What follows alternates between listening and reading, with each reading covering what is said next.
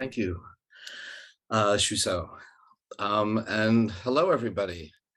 Back to gallery view. I can't stare at myself while I'm doing this. There, that's better.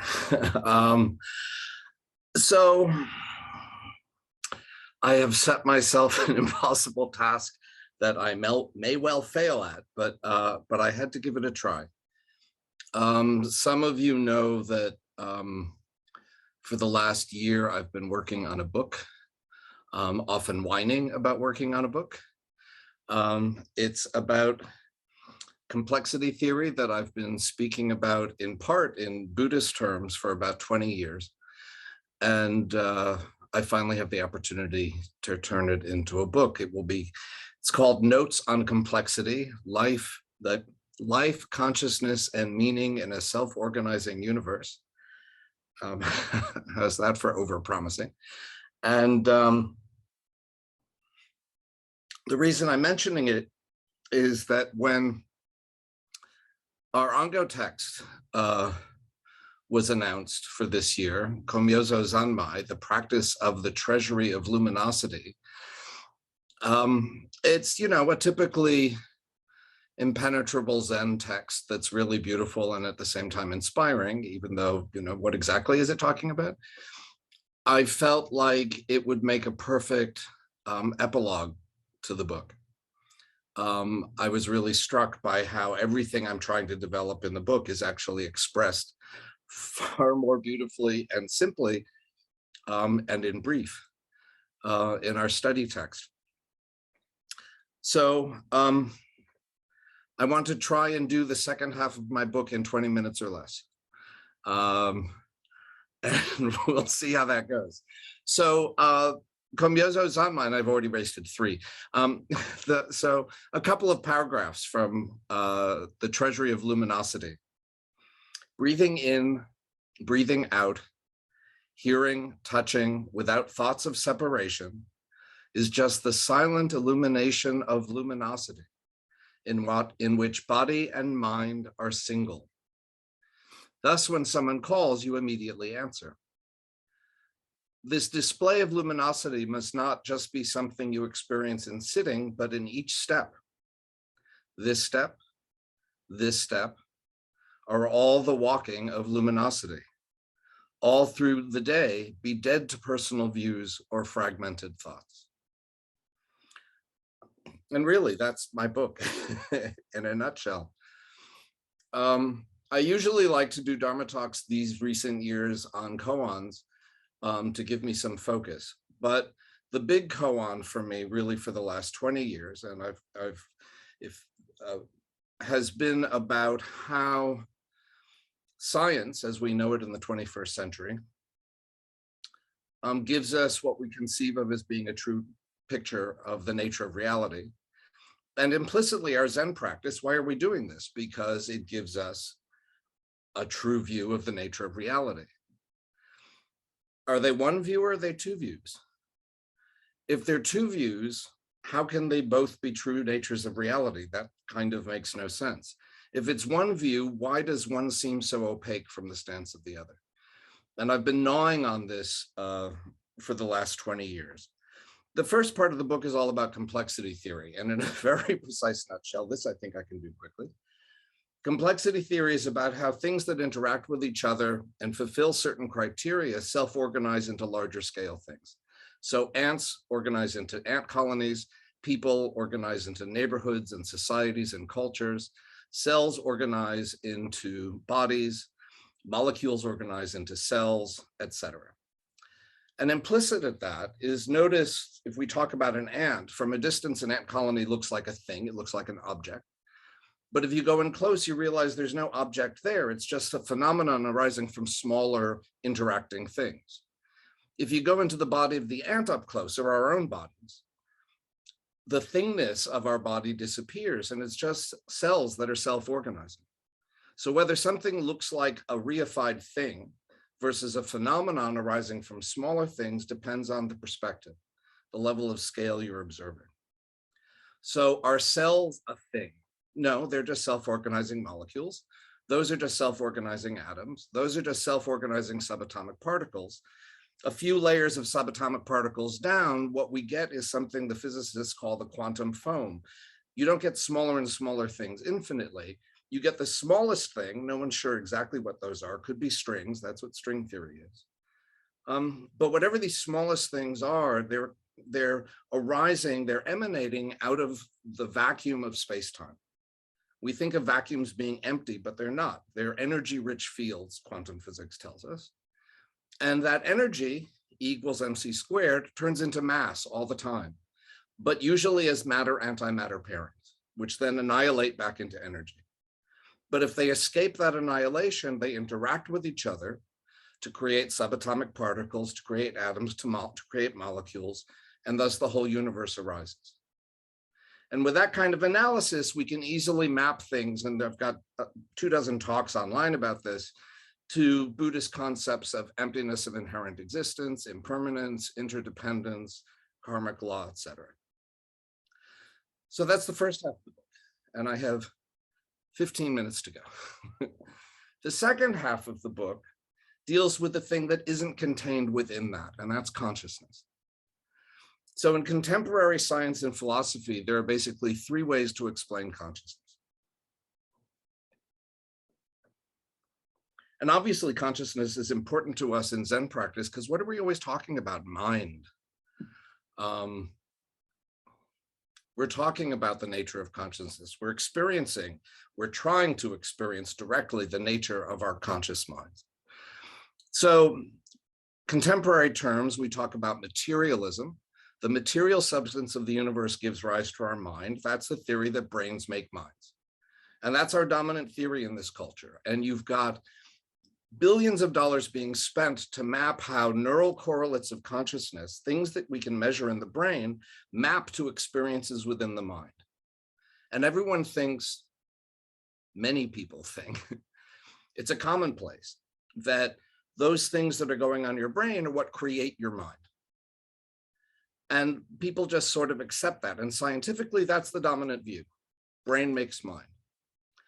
A second view is that brain doesn't make mind. Smaller parts of the universe self-organize in a complex way to give rise to something the way ants give rise to an ant colony. You can't predict the existence of the colony from the way the ants interact, and yet put a bunch of ants together, boom, there's a colony. Maybe the cells of our brains interacting in such a complex fashion, boom, magically give rise to mind emerging from those interactions.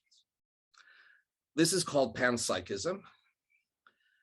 There's a relationship between material existence and mind, but it isn't one producing the other in the same way that materialism reifies it. There's something magical about mind in this. And it may not just be cells. It could be molecules. It could be subatomic particles. Some people who believe in panpsychism say that there are quantum measurements of consciousness that we haven't yet learned to put in our quantum physics equations, and that all subatomic particles have mind. Electrons have mind. Electrons have an experience of being an electron. And if you put electrons and protons and neutrons together, they collectively give rise to the experience of being an atom, which then give rise to being the experience of a molecule, et cetera, et cetera. There are some people who say that space-time itself gives rise to mind. But this is all, to me, just sort of pushing the problem down further. It doesn't explain anything. And the really hard thing to explain is actually called the hard problem of consciousness. We can explain correlations between these physical structures and an experience of mind if we're careful about it. But how do you explain the experience of the experience? When you see the color red, we can explain how light of a certain frequency sends photons into your eye, which hit certain receptors in your retina, which send chemical signals to your brain that say red. But nowhere in that pathway can you explain the experience of redness. If you're looking at a rose, or the experience of the scent of a rose, or the experience of the pain if you prick your finger. So that's the hard problem of consciousness. How do you explain the experiences within consciousness? And neither of those two theories have ever come close to being able to explain that. The third theory, there's a fourth called denialism, which says there's no such thing as consciousness. It's a delusion. That, of course, begs the question, who's having the delusion? So I'm going to leave that. The third is idealism, as in Platonic idealism. This suggests that there is an underlying structure to reality, an underlying substance of reality that is nothing but pure mind. It's the Platonic ideal. It's the realm of ideas. It's not the realm of material substance.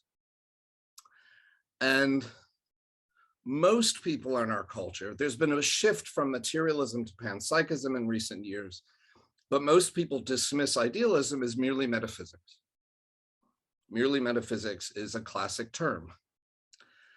Our prejudice against this comes from our cultural view that the only ways to be sure of our understanding of the nature of reality come through science and mathematics. And even everyone in our Zendo would probably, if I said something like that, would go, sure, that's how we send rockets to the moon, build cell phones, MRIs. Yeah, science and mathematics. That's how we put the universe together. But it doesn't explain the experience of consciousness. And so this is a problem.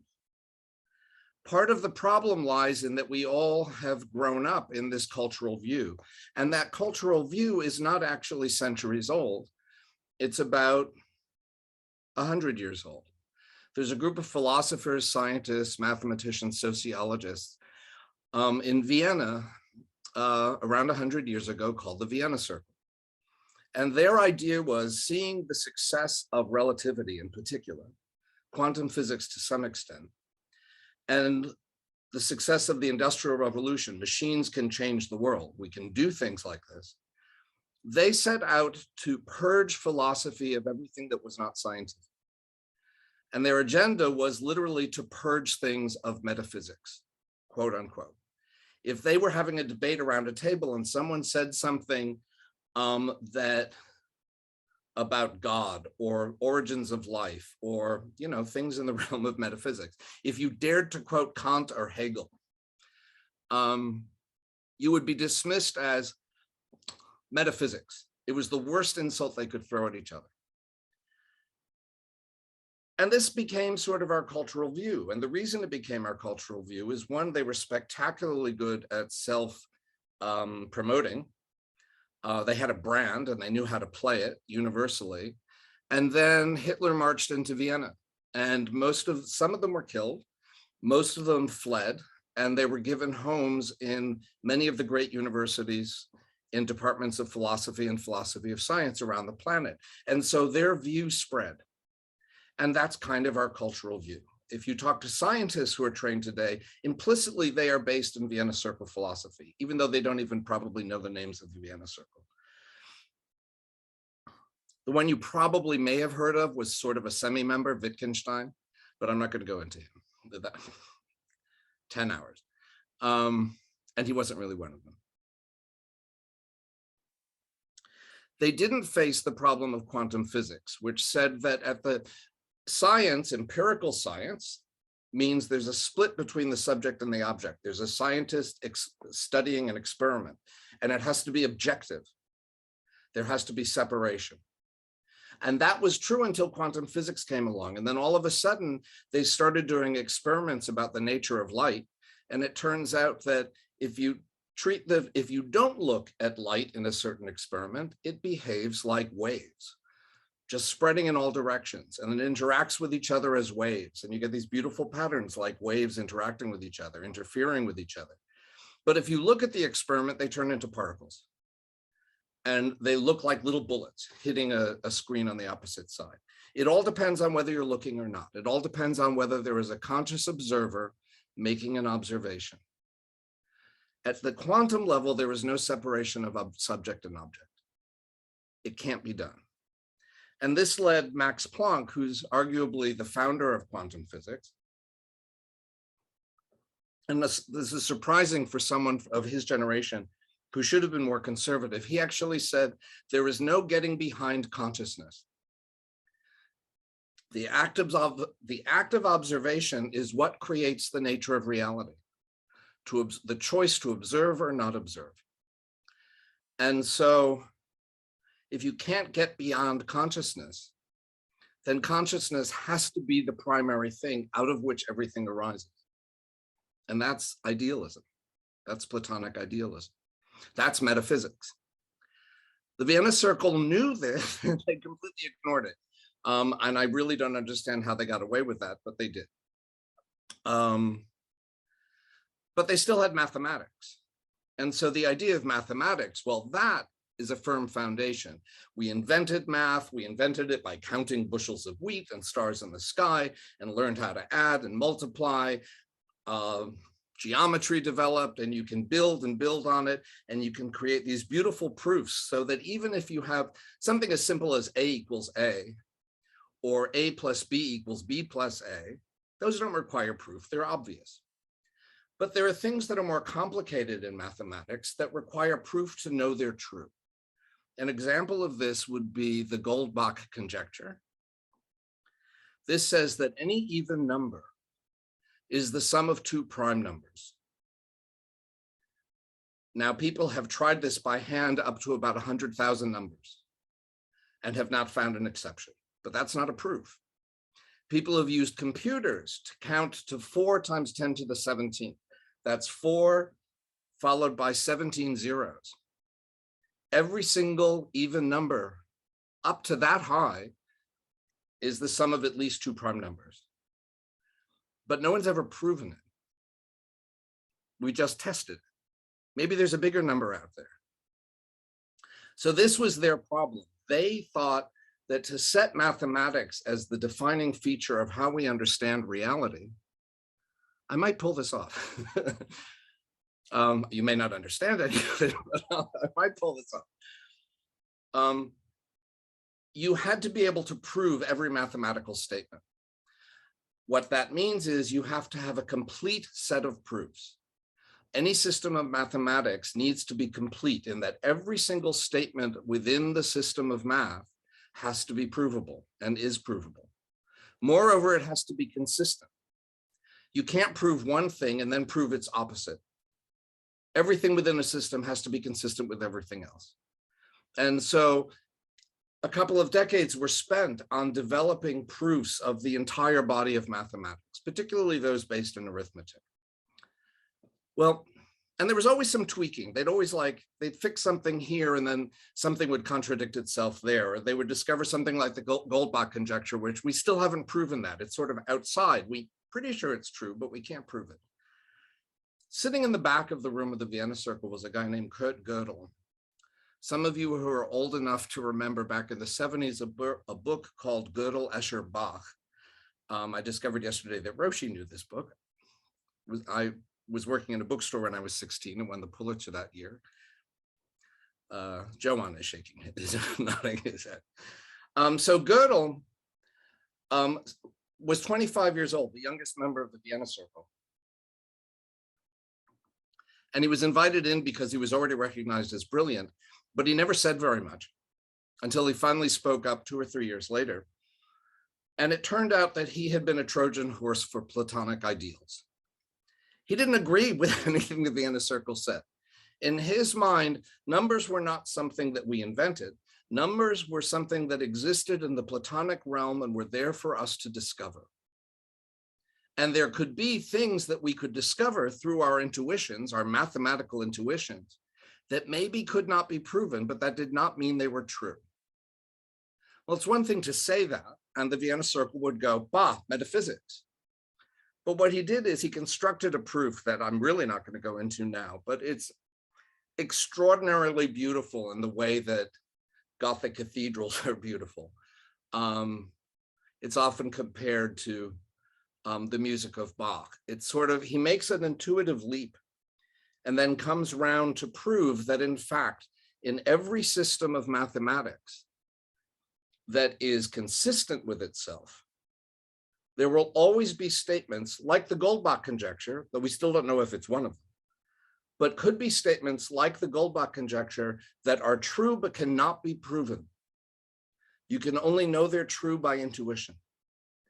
And if you show that every system can be proved, every statement within a system can be proven, it will necessarily contradict itself. You lose the consistency. So the Vienna Circle lost on science. There's no separation of subject-object. And they lost in mathematics. You cannot both be complete and consistent. And that opens the door for intuitions. Metaphysics comes sweeping back in. And we can use that then to say, well, what does metaphysics teach us about mind?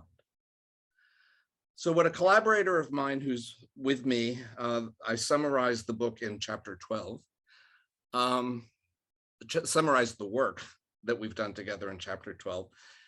He's a Kashmiri Shaivist and also has a history of studying Vedanta. I do the Jewish mysticism stuff academically, and I've been a Zen student for a long time.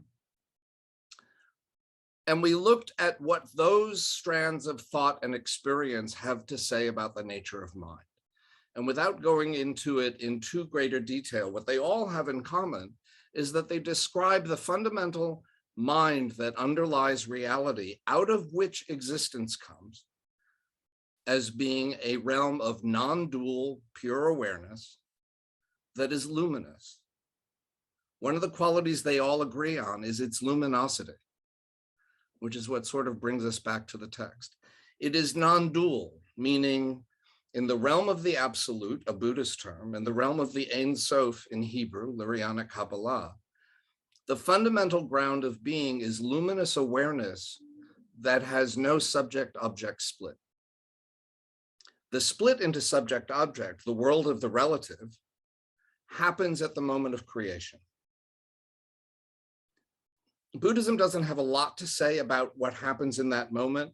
Vedanta doesn't delve into it much either. Jewish mysticism talks about how that realm of pure luminous awareness, the Ein Sof, has to contract to create a difference and separation into which an object can be placed, and that becomes the world. So subject-object comes from separation within that non-dual awareness. Shaivism really gets into the details of it. This was their primary question in Shaivist practice. And what they recognize is that subject and object duality exists as potential within that luminous awareness. And it starts to sort of shimmy apart. And they dissect these stages, they call them tattvas.